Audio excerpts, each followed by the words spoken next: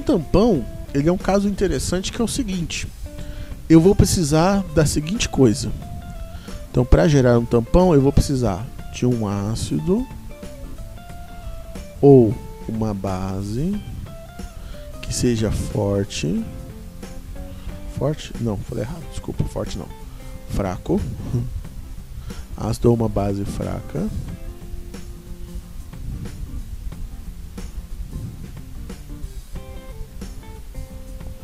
Mais o seu sal.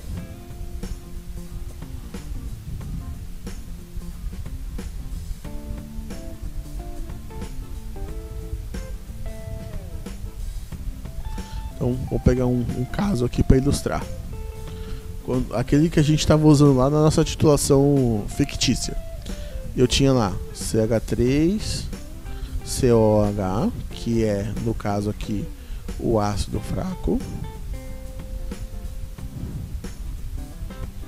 E coloquei para reagir com o NaOH. Enquanto o NaOH não consumir todo o ácido, eu vou ter o quê? Que dessa reação vai formar o sal gerado desse ácido aqui e água. Água, tanto faz. A questão é, eu tenho um ácido fraco e um sal produzido a partir desse ácido fraco aqui. A junção dessas duas coisas no mesmo ambiente reacional me gera um tampão. Então aqui no caso eu tenho o CH3COH junto do seu sal. Qual que é a grande moral do tampão? O que ele tem de diferente para a gente aqui? Quando eu gero um tampão, ele gera um sistema onde ele consegue dar aquela segurada no ácido, na variação de acidez, na variação de pH. Mas é aquela história, ele segura até um certo tanto. Chega a um certo ponto, ele não dá conta mais, que é o que a gente chama de capacidade tamponante. Mas até um certo tanto ele dá conta. Como é que ele dá conta? Qual que é a explicação para isso? Vamos à seguinte situação então. Vamos entender o que acontece lá, ó. Se eu pensar no ácido, ao reagir com a água, ele gera um equilíbriozinho.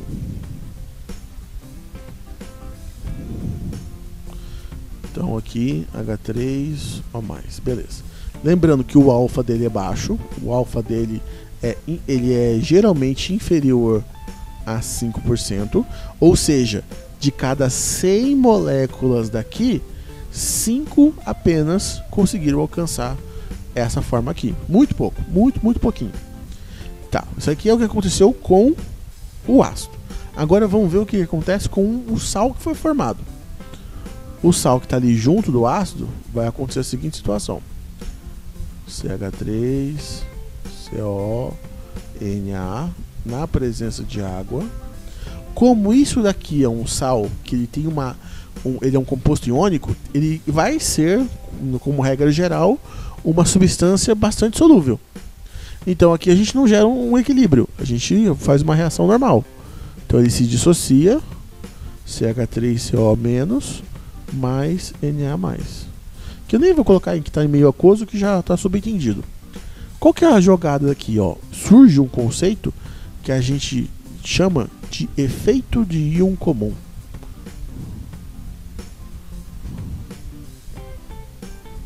Efeito do íon comum. O que esse efeito do íon comum faz? Ele faz o seguinte: o sal, todo ele, a partir do momento que ele é formado, ele dissocia automaticamente. Então, como o alfa aqui dele é maior que 95%, no caso desse sal, então beira 100%, é muito alto mesmo. Como o alfa é enorme, como aqui está bastante alto, o sal formou, ele dissociou, ele já vai ficar assim o tempo todo. Em nenhum momento ele vai voltar a ser sal. Mas o ácido não. O ácido, de acordo com que esse cara aqui vai sendo consumido, esse cara aqui vai sendo formado. Então, a gente lembra lá da questão do conceito de deslocamento de equilíbrio. Quando eu consumo algum dos lados da minha reação, o lado consumido, o equilíbrio se desloca para aquele sentido. Então, quando eu consumir esse cara aqui, esse ácido vai tentar repor para manter a constante igual como era antes. Então, ele vai começar a gerar mais desse cara aqui.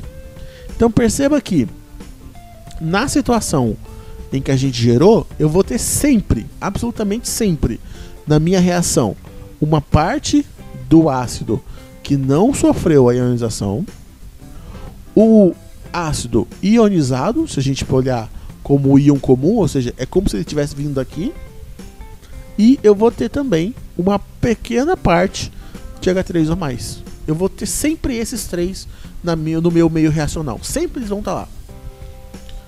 Esses dois primeiros aqui, a partir do momento em que caíram na água, esse cara aqui já era, não, ele sobe porque todo ele foi dissociado.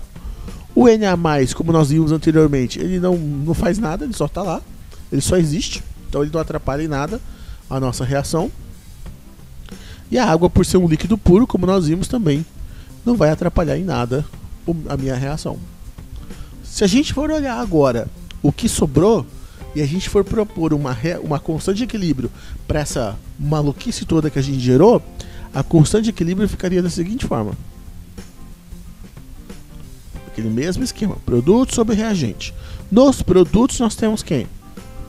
O CH3CO-, nós temos o H3 ou mais, e nós temos aqui no reagente agora o CH3COH. Porque, como eu disse, né, só relembrando, isso aqui já era, a água não altera nada e o sódio também fica só existindo lá, ele não faz mais nada. Quando a gente escreve a constante de equilíbrio, pô, essa constante de equilíbrio já é conhecida nossa. A gente já viu elas perambulando por aqui. Aqui a gente chegou o quê? A uma constante de equilíbrio que é exatamente igual ao Ka. Então a gente tem o quê?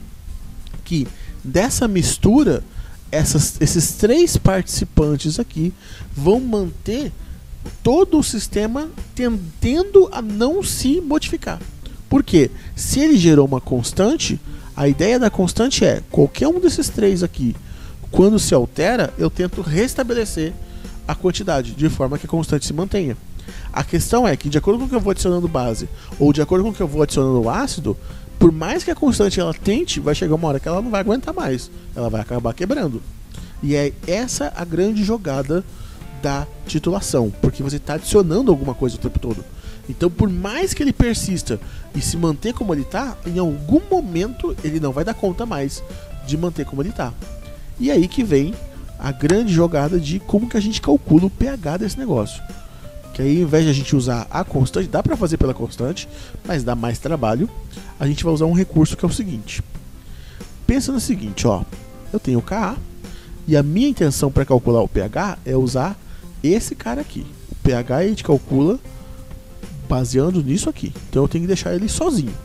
Então vamos fazer algumas manipulações aqui. Ka é igual. A gente pode separar isso aqui em duas frações.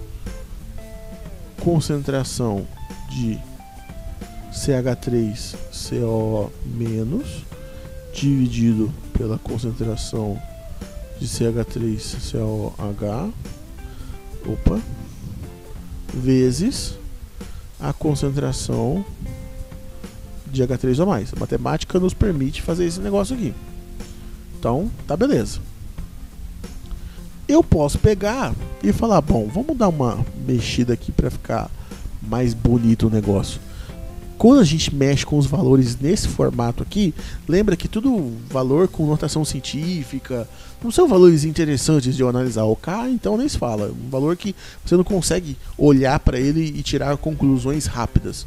Então vamos melhorar isso. Vamos colocar isso aqui em escala logarítmica. Só que especificamente logaritmo da base 10 com sinalzinho negativo. Isso aqui, se você lembrar, a gente falou lá na primeira aulinha nossa, essa, deixa eu arrumar aqui, é a famosa função P, que a gente chama na analítica. Então, vamos usar esse recurso aqui pra gente. função P. Então o que a gente tem? Como eu estou aplicando a função P, em algumas coisas ela vai fazer sentido, outras ela vai ficar como está. No KA, quando eu aplico a função P, ele vira PKA. Aqui não tem nada, fica do jeito que está mesmo, menos log de CH3 CO- dividido por CH3 COH, tá? E como aqui é uma multiplicação de logaritmos, eu posso separar como uma soma, mais por causa do multiplicado. E aqui, como eu apliquei a função P menos log de H3 ou mais, nós já sabemos que chama pH. A gente já conhece esse dito cujo aí de outros carnavais. A minha intenção é calcular o pH, então eu vou deixar o pH no canto dele. Então a gente tem que pKa, esse caráter negativo passa para o outro lado positivo, mais log da concentração de CH3CO- dividido, colchete que ficou bem feio, hein? Pela concentração de CH3COH é igual a pH. Olha só que bonito. Temos agora uma forma muito mais simples de calcular o nosso pH. Essa daqui é a tão famosa equação de Henderson-Hassebach. Esses dois caras concluíram essa equação e ela é uma mão na roda absurdo, porque você tem o pKa é fácil de calcular, a concentração desses dois aqui, você vai calcular a concentração sempre pegando o número de mols que restou e dividido pelo volume total, é sempre assim. Ajusta as concentrações dos dois, jogou aqui na formulazinha, pH sai de primeira. Morreu. Essa é a jogada de como se calcula.